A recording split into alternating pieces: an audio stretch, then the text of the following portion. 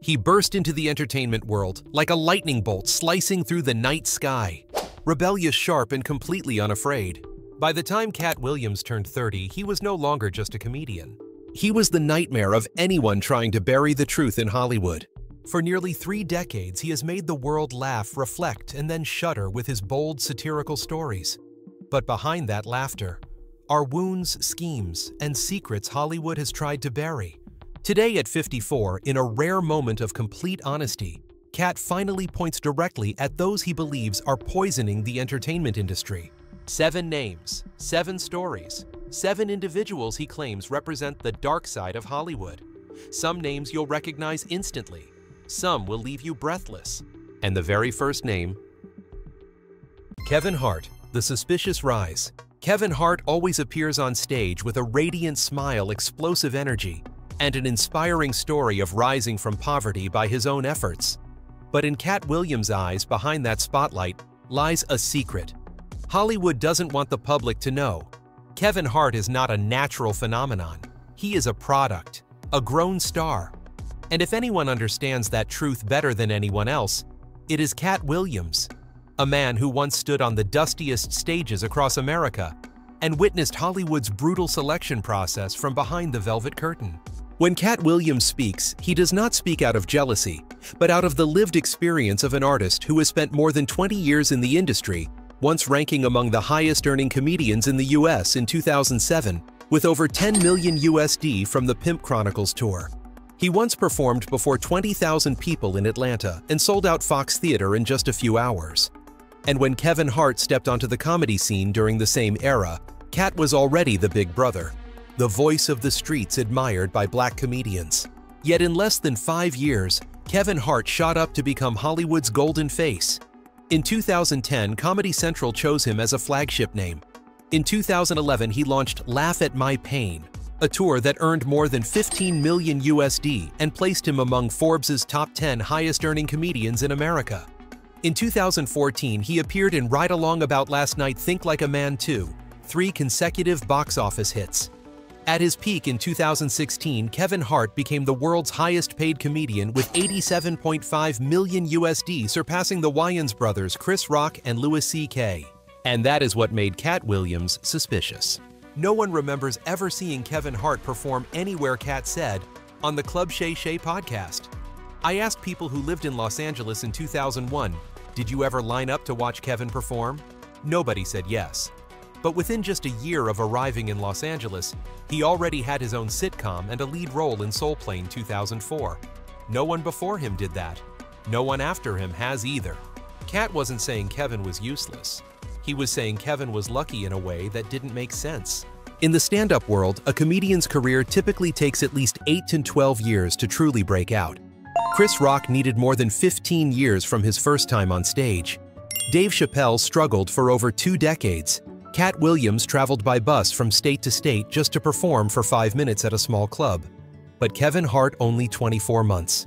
According to Katt, that is not an industry pattern. That is a privilege. Katt recounted with biting sarcasm, Hollywood doesn't choose the best. Hollywood chooses the most suitable. And Kevin is the perfect product, safe, easy to control, non-political, non-threatening. Just stand there and laugh loud. It may sound harsh, but it is undeniable Kevin Hart was born to be beloved by the masses. He is cheerful, friendly, bright. The opposite of Katt Williams' edginess, rebellion, and dangerous honesty. Hollywood always prefers the predictable, and Kevin is the most predictable. In his nearly 3-hour interview on Club Shay, Katt added a detail that stunned the audience. If Kevin Hart really fought his way to success, then why were all of his early projects backed by studios? Why did he have movies every year? Why does everyone else wait 5 years for one chance while he gets leading roles annually? Katt believes Kevin Hart represents a new kind of star. A star constructed, not forged by the audience. The conflict peaked when Kevin responded to Katt with a subtle tweet. Gotta get that anger up, oucha champ. No reasoning, no explanation, no denial. Just one line, soft, sharp, and enough to frame Katt as angry and jealous in the public eye. It is a classic Hollywood tactic, not countering with truth, but manipulating crowd psychology through image. What angers Katt even more is that Kevin has repeatedly said, Katt self-destructed his own career, that Katt didn't appreciate opportunities, and that Kevin succeeded through discipline and hard work. To Katt, that is the deepest insult. Because if anyone understands the brutality of the entertainment industry, it is him. He performed 360 shows in just 3 years. He was arrested 5 times over minor misunderstandings that the media magnified. He lost endorsement deals because of one edited clip. Meanwhile, Kevin Hart, who was arrested over an infidelity scandal entangled in a 2017 extortion case and faced intense backlash for his homophobic comments, remained untouched. And that was when Katt said the line that made Hollywood tremble. Kevin Hart isn't dangerous because he's bad. Kevin Hart is dangerous because he's the perfect proof that Hollywood can create anyone and make you believe they built themselves. According to Katt, Kevin is the mirror image of an unfair system. A system that chooses the cute, the safe, the on-brand to place on top. A system that does not require exceptional talent, only compliance. To the public, Kevin Hart is the symbol of relentless effort. To Katt Williams, Kevin Hart is the symbol of a beautiful lie. And that is the real reason Kevin Hart's name appears on the list of the most dangerous. Tiffany Haddish, the Hollywood storm of controversy. If Kevin Hart's story is the perfect example of a manufactured star, then Tiffany Haddish is Hollywood's living paradox, someone no one expected to succeed. Yet she succeeded too fast, too fiercely, to the point where even she was swept into the whirlwind before she could find her balance. Tiffany's emergence followed no traditional star-making blueprint. She had no backing, no polished starting point, no industry mentors. The only thing she had was a childhood crushed by violence, abandonment, and a foster care system cold to the point of cruelty. But Hollywood doesn't care what your past looks like, only what you can deliver. And Tiffany Haddish delivered exactly what Hollywood needed, at a time when the movements for women's empowerment and racial diversity were exploding a fresh face, bold, reckless, and just wild enough to do what no one else dared. That is why when Girls Trip debuted in 2017 and swept the box office with over 140 million USD worldwide, Tiffany was immediately hailed as the new queen of American comedy. The press called her a phenomenon, studios rushed to sign her, and television shows opened doors that many comedians spend decades trying to reach. She became the first black female comedian to host Saturday Night Live, won an Emmy, released a best-selling book, and signed multi-million-dollar film deals, all within less than 24 months. Her rise was so rapid that those who had followed Tiffany for years saw early signs of instability. A star needs a foundation of experience and professional discipline to stand firmly. Tiffany carried the childhood of a survivor beaten by her mother to the point of traumatic brain injury, placed into foster care. At just 12, once homeless, once living in her car, working every job from janitorial work to retail to cheerleading, just to survive each day. People like that often face two paths. They either become symbols of rebirth or they burn themselves out under the spotlight. With Tiffany, both paths happened simultaneously. Hollywood loved her because of her untamed energy, something no one else could imitate. But that very unpolished nature became the spark that magnified every misstep. Her disastrous New Year's Eve show in 2018, when she stepped on stage barely able to remember her material, and audience members walked out, was only the first sign of cracks forming. Subsequent tours saw inconsistent ticket sales and harsh criticism, unprepared, unable to control the narrative, overdoing jokes to hide exhaustion. Instead of slowing down and building a stable foundation, Tiffany was thrown into a flood of projects, big-budget films, voice acting, hosting gigs, brand deals, red carpet events, all piled on top of each other as if Hollywood wanted to extract every ounce of value from the Tiffany goldmine before she had the chance to become an independent star. And then, in the industry's ruthless fashion, a single misstep was enough to send everything tumbling. The lawsuit involving a controversial comedy skit in 2022 erupted as the first explosion. She denied wrongdoing, the lawsuit was withdrawn, but her image never fully recovered. The public did not remember Tiffany's homelessness, her Emmy win, or her resilience. They remembered the edited video that spread online. Then, in 2023-2024, Tiffany was arrested twice for driving under the influence. Photos of her falling asleep at the wheel went viral within hours. People no longer saw her as a warrior who overcame hardship, but as a symbol of losing control, a star who didn't know how to protect herself after reaching the top. From here, Tiffany's career began to wobble. Projects were delayed, studios became cautious invitations to host shows no longer arrived as frequently. And amid the storm, Tiffany chose to confront everything in the most honest way she could. No denial, no excuses. She openly said she was exhausted, that she didn't know how to balance being a survivor and an A-list star, that no one had ever taught her how to live under the spotlight. Her admission moved many, but also made others realize a sad truth: Tiffany was elevated too quickly, with no foundation built for her. Compared to Kevin Hart, who has a PR team management crew and carefully crafted communication strategies, Tiffany Haddish resembles a lone soldier pushed straight into battle armed only with faith and a smile. She is the embodiment of Hollywood's other face, a place where success is not always a reward, but sometimes a curse, where fame doesn't help you find yourself, but exposes the wounds you've tried to hide your whole life. Perhaps what makes her a dangerous figure on this list is not her scandals or misjudgments. The danger lies in the way she reminds Hollywood of a deeply uncomfortable truth: that the entertainment industry has no system to protect talents who come from the deepest margins of society. They have no roadmap, no formal training, no one teaching them how to hold themselves together under the pressure of fame.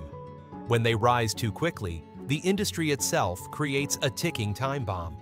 And when that bomb explodes, Hollywood simply steps aside and lets them face Steve Harvey, the shadow behind the spotlight. In the list Katt Williams calls the most dangerous people in Hollywood, Steve Harvey appears not with his familiar laughter, but as a two-faced symbol, a publicly celebrated legend and a quiet force operating behind the scenes. Katt speaks of him as the next missing piece in the picture he is trying to expose. The connection between Katt and Steve began like a classic story, a younger comic admiring an elder. Steve Harvey, one of the original kings of comedy who shared the stage with Cedric the Entertainer, D.L. Hewley, and Bernie Mac, was the model young comedians like Katt looked up to. Steve was 15 years older than Katt, had nearly twice the stage experience, hosted major shows from The Steve Harvey Show to Family Feud, and was viewed as Hollywood's Cinderella Man, the once homeless struggler who slept in his car and scraped by before becoming a $200 million television icon. It was the story millions of viewers believed repeated and shed tears over as Steve told it hundreds of times on TV. But to Katt Williams, it was nothing more than a performance. The tension between them simmered for years, but everything erupted on New Year's Eve 2008 in Detroit, at an event widely considered the boxing match of comedy, the championship of stand-up comedy. Steve Harvey, the seasoned veteran, stood on one side.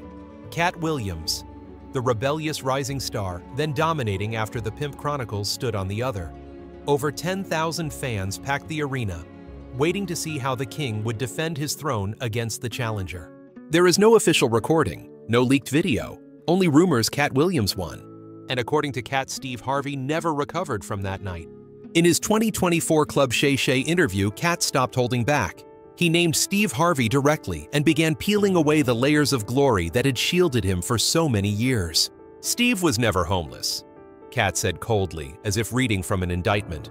He's told that story 500,000 times, but one phone call, and I knew Mark Curry used to pay him $3,000 a show, 25 years ago. If that is true, the image of the man who once had to sleep in his car before making it the story that brought millions of viewers to tears was nothing more than a role, a character, a brand narrative crafted to sell inspiration. But Katt didn't stop there. He described in detail what he claims actually caused Steve Harvey to retire from stand-up in 2012. Steve had said he quit because he was too busy with 7 TV shows. Katt rejected the explanation entirely. He insisted Steve quit because he lost the Detroit Comedy Showdown a defeat. Steve never admitted a wound to his pride he tried to bury. I embarrassed him right on that stage. I called out his wig in front of 10,000 people. That night broke him, a claim as heavy as a hammer smashing into a Kings of Comedy legend. Immediately, the public split into 2 camps. Steve's supporters said Katt was raging and delusional, stirring scandal for attention. They emphasized that Steve remained one of American television's biggest stars, earning nearly $45 million USD per year, beloved by millions of families. They insisted Steve had no reason to lie, but the other side, especially those who had followed Katt's rise and fall, felt Katt's words were too specific, too direct, too detailed to be fabricated. Steve's stories about homelessness, sleeping in his car, surviving on tuna sandwiches, shaving in public bathrooms began to face scrutiny. Old interviews where Steve dodged questions about the 2008 Detroit night resurfaced. Then came Katt's third accusation, a blow to Steve's professional credibility that the Steve Harvey Show was not created by Steve, but borrowed from comedian Mark Curry's sitcom, Hangin' with Mr. Cooper. Katt said plainly, he stole the idea. He's not a creator, he's a copier. The statement pulled the nails out of the pedestal. Steve Harvey responded in the most Steve Harvey way possible. He didn't mention Katt's name, didn't attack him directly. But in an episode of a Vice TV documentary series, Steve said a line that startled fans. I can always tell when someone is making things up about me on the internet. A soft but pointed denial, as if saying, I don't bother, I'm above that. But that very reaction drew more attention to Katt, because to him, Hollywood is full of men like Steve Harvey dressed in suits, preaching morality, telling inspirational hardship stories, standing on stage with warm smiles, while behind them is an elaborate machine of image building. A machine that, according to Katt, does not reflect the truth. What makes Steve Harvey dangerous in Katt's view is not his wealth, fame, or power. It is that he has used that power to tell a story that is not real. A story engineered to crown him America's #1 inspiration. Cedric the Entertainer, the stolen laughter. Some conflicts in showbiz begin with scandals, money contracts, or betrayal. But some begin with a tiny moment, a joke, a burst of laughter, a glance under the warm yellow lights of a stage. For Katt Williams and Cedric the Entertainer, that was all it took. Yet 20 years later, it became a war of honor, a clash between two generations of black comedy, and an accusation so explosive that the American comedy community split in half. In the late 1990s, Katt Williams was still a nobody on the small comedy stages of Los Angeles. He performed at the Comedy Store Laugh Factory places that sometimes had only a few dozen audience members, half of whom were fellow comedians there just to work out material. Cedric the Entertainer was the complete opposite. He was already a blazing star, a core member of the Kings of Comedy touring nationwide and sharing the stage with legends like Bernie Mac and Steve Harvey. Cedric shone with calm charisma, approachable humor, and occasionally a philosophical wit. To the young Katt Williams, Cedric was almost a king stepping down from his throne. Then came 1998, the night everything changed. At the Comedy Store, Katt Williams tried out a new bit, a short, sharp joke he wrote while sitting in the parking lot waiting for his turn. He told a story about a black man dreaming of buying his first luxury car. It was the kind of signature Katt material, fast-paced, clever, and ending with a twist that blew the room apart. When he bowed, Cedric stood up from the audience and applauded. After the show, Cedric went backstage, shook his hand, and said, "That bit was good. Really good." Praise from a king of comedy for a total unknown to Katt. It was the moment he believed he was on the right path. And then 2 years later, he played the original Kings of Comedy 2000, the film capturing the legendary live show of the 4 biggest black comedians of the era. When Cedric entered the final set, when he began telling a story about a black man dreaming of flying, a spaceship, Katt Williams froze. That bit the structure. The rhythm, even many of the lines, was his. Only car had been replaced with spaceship. Cedric used it as his closing routine, a routine that made thousands roar with laughter, a moment that helped cement Cedric's legendary status. And Katt, no one knew him. No one knew the origin of the joke. He stayed silent. At the time, he had nothing but the name Katt Williams, which wasn't nearly big enough to challenge a king of comedy. He thought maybe Cedric just borrowed it, and that it would pass. But the wound never healed. It stayed inside him for more than 20 years, until Cedric decided to deny everything. In 2023, when Shannon Sharpe asked Cedric on Club Shay Shay about the rumor of joke theft, Cedric smiled. "I've never heard that joke before. I made it up myself." The denial was light, effortless, but to Katt, it was the final straw. Because Cedric was denying not only the material, he was denying the memory of 1998, the applause, the handshake, the words "really good." So in early 2024, Katt Williams went on Club Shay Shay and laid everything bare. No sugarcoating, no restraint. "Cedric stole my most expensive joke." He sat in the audience in 1998, came backstage to praise it. Then 2 years later, he performed it word for word, "Just changed my car into his spaceship." The words hit like thunder. To Katt, this wasn't just about stealing material, it was humiliation. It was the arrogance of a man who thought, this nobody will never be big enough to call me out. And that, according to Katt, is what makes Cedric one of Hollywood's dangerous people.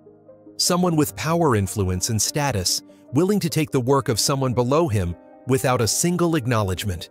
Cedric responded quickly. On social media, he wrote, "This is history being rewritten." He reminded fans he had starred in over 40 films, hosted numerous shows, toured worldwide, and that his career can't be reduced to one joke Katt claims is his. Cedric also subtly reminded everyone that he had once given Katt a chance to perform at the Gibson Amphitheater, as if to say, "I helped you. Don't bite the hand that fed you." The story instantly exploded online. Some fans sided with Cedric, arguing that jokes can naturally overlap, and that Cedric had no need to steal from anyone because he was already a legend. But many, especially longtime followers of Katt from the 90s, insisted they clearly remembered Katt performing that joke before Cedric ever used it. Comedy, after all, is a space where intellectual property is notoriously fragile. Punchlines can be overheard, lines can be borrowed, and the origin of a joke can disappear in a cloud of backstage cigarette smoke. But to Katt Williams, this story represents something much bigger: how Hollywood treats artists who lack power. According to him, Cedric didn't just borrow a joke, he erased the truth, as if Katt had never existed on that 1998 night.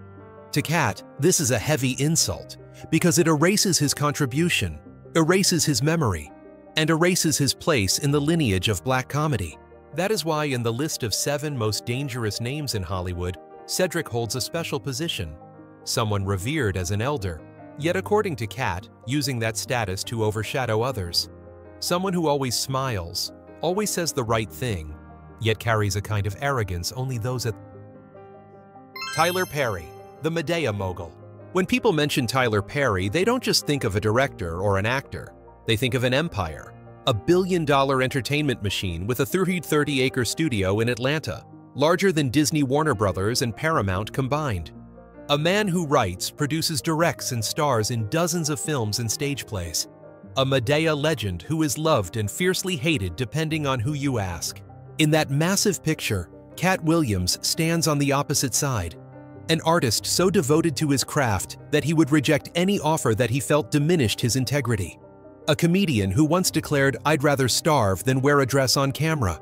And the fact that Tyler Perry is most famous for wearing a dress to play the elderly Medea only pushed the two further apart. Katt and Perry did not grow up together in the industry. They didn't share stages. They didn't work on the same projects. But they shared a community, Black Hollywood, where people expected Tyler Perry to be the one who would lift the next generation, while Katt Williams was the rebel who refused to fit any mold. There was never a direct clash between them, but something had been simmering for a long time, a deep difference in artistic philosophy. Katt once said Martin Lawrence had offered him the script for Big Mama's House 2 to play a dress-wearing comedic role. He turned it down immediately. He said just seeing the costume made his soul leave his body. That story had nothing to do with Tyler Perry directly, but millions of people knew exactly who he meant. From the late 1990s through the 2010s, Tyler Perry was the face of the black man in a dress comedy trope, and that was something Katt would never accept. When Katt Williams sat in Shannon Sharpe's hot seat on Club Shay Shay in early 2024, people expected him to call out the peers who had crossed him. Instead, he brought up Tyler Perry, a man who had never publicly clashed with him. And that was when the story took a turn. "When will people stop calling Tyler Perry a builder of young talent?" Katt asked. "He hasn't made anybody a star." The actors in his movies, name them. Who actually became famous? A question like a sharp blade slicing straight into the community hero image Perry had been praised for over the years. According to Katt, Perry does not lift anyone up. He simply reuses a familiar group of actors, and none of them break out of the Medea universe to become A-list stars. Perry provides jobs? Yes. Perry gives opportunities? Yes. But Perry does not create stars. And that bothers Katt. Because in his view, a man with Perry's power, who does not use that power to open doors for younger generations, is wasting it, or worse, suppressing them. But that was only the surface. What truly made Katt name Perry was not the question of whether Perry creates stars. It was the kind of comedy Perry injects into popular culture. Medea, the loud, brash, exaggerated elderly woman played by Perry himself, in a huge dress and a squeaky voice. For millions, Medea is funny, warm, accessible, and lovable.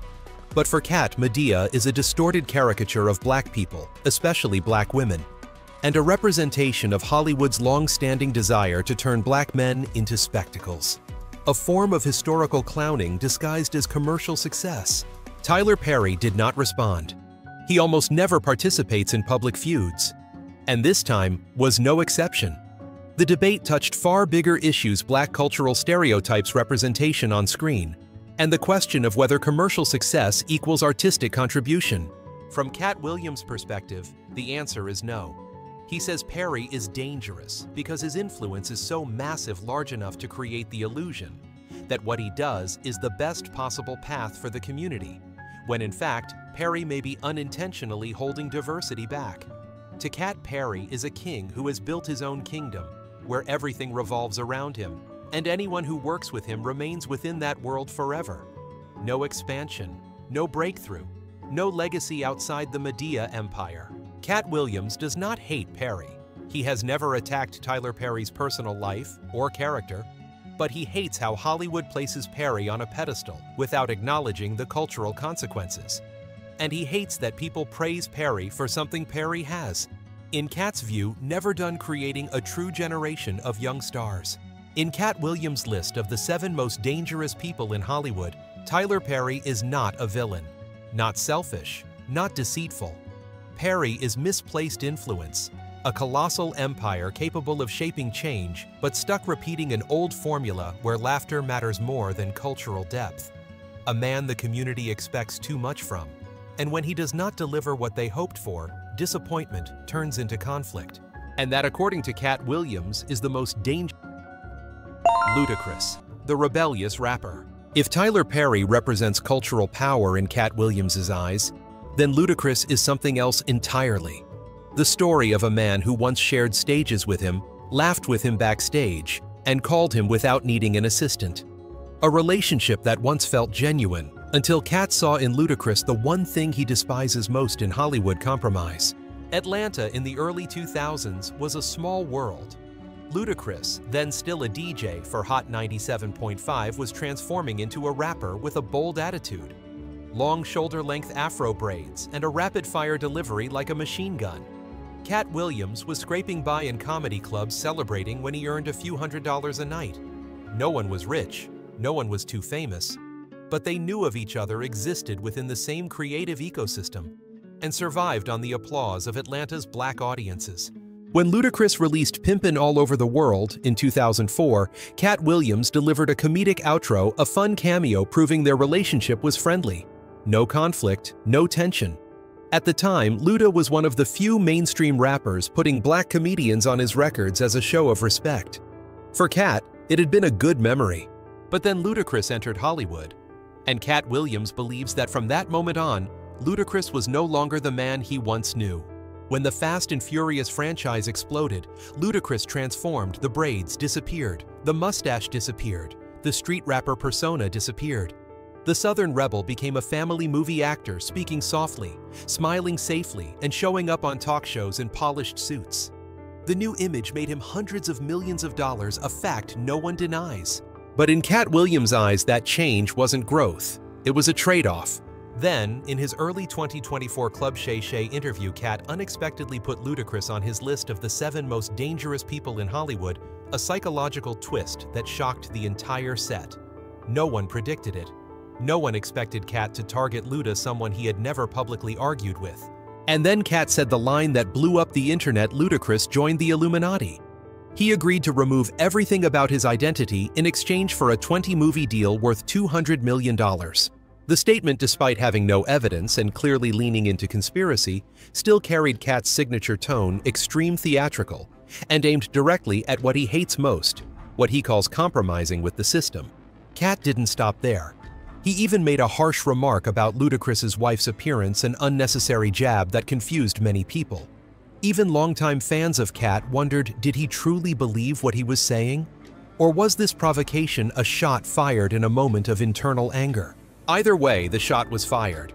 And Ludacris, unlike others who chose silence, responded in the smartest way only a veteran rapper could through music. Over the beat of Devil in a New Dress, Ludacris posted a freestyle on Instagram. No insults, no name-calling, no hatred, just razor-sharp bars. Never joined the Illuminati. It's just Luda being clever. R.I.P. John Singleton. Made millions from fast without selling my soul. More and more addicts out here. Some of these clowns need to look in the mirror. That last line shook fans. Everyone knew who he meant. Katt Williams has long faced rumors about substance use. Ludacris didn't need to say his name, everyone understood. It was an artistic counterpunch, polite, subtle, yet powerful enough to put Katt in a difficult position. After that, Katt went silent. No rebuttal, no clarification, no escalation. Perhaps he understood that a battle with Ludacris at that level was not one he could win. But that doesn't mean Katt lacked personal reasons. In Katt Williams' worldview, Ludacris represents the most dangerous type of artist, those who completely transform themselves to fit Hollywood's predetermined mold. Artists who cut away their cultural identity, their style, their hip-hop rebellion to become a safe, marketable figure for global audiences. Katt doesn't believe that is evolution. He believes it is surrender. He uses the word Illuminati, not because he truly believes in a secret society, but because for him, the system that forces artists to change their hairstyle, voice persona is just as dangerous. It demands sacrifice. It forces artists to choose between truth and fame. And not everyone chooses correctly. Among the 7 names Katt Williams criticizes, Ludacris carries the least personal hostility, yet represents most clearly Katt's obsession with the price of fame. Katt looks at Ludacris on the fast and furious red carpet, dressed sharply clean-cut, smiling brightly, and sees only one thing: Luda has lost the man. Chris Tucker, the Friday star. Chris Tucker didn't betray anyone, didn't fight for roles, didn't sign a $100 million deal with a studio, didn't stir up scandals to polish his name. He simply vanished. And in the eyes of someone who distrusts Hollywood as deeply as Katt Williams, no one disappears without a reason. Chris Tucker and Katt Williams were never close friends. They never even acted in the same film. But they shared one temple, the legendary comedy franchise Friday.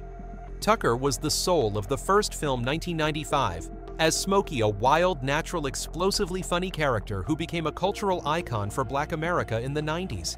7 years later, Katt stepped into Friday after Next 2002 as Money Mike, a sharp-tongued, street-smart pimp cut from the same cloth of urban comedy Tucker once pioneered. In many interviews, Katt has said that Chris Tucker was one of his inspirations. The raw talent, the on-camera explosiveness, the bright stage-light smile. Tucker was the kind of artist whose mere presence could electrify a room. But after the peak of Rush Hour 3 in 2007, Tucker went silent.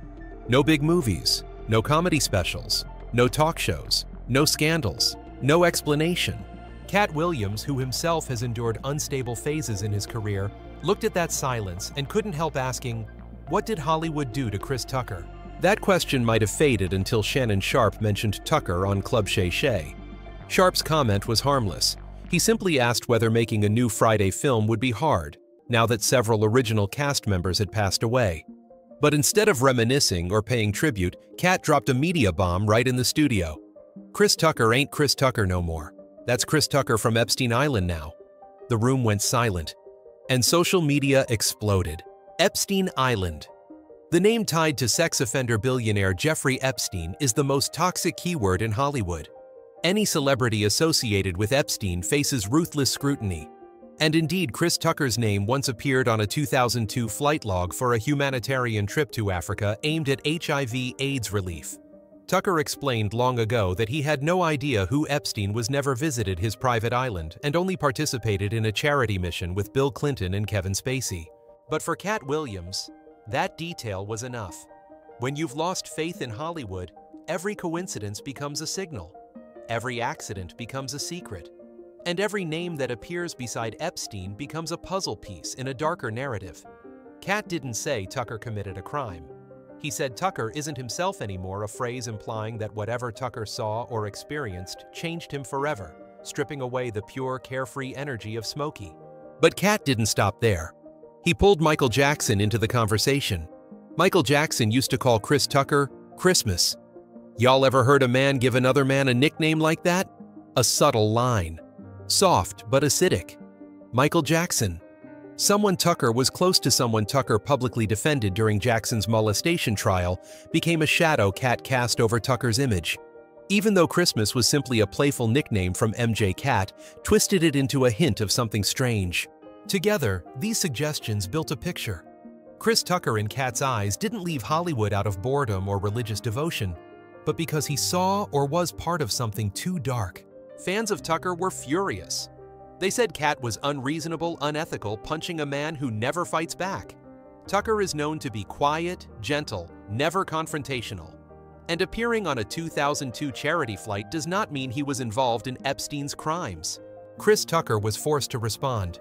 In an interview with Page 6, he emphasized that he had never been to Epstein's Island, had no knowledge of Epstein's criminal past during that charity trip, and felt heartbroken being dragged into filthy narratives. Friends and colleagues defended him. They said Tucker has lived simply for years, focused on faith, no longer interested in the raunchy comedy he used to perform.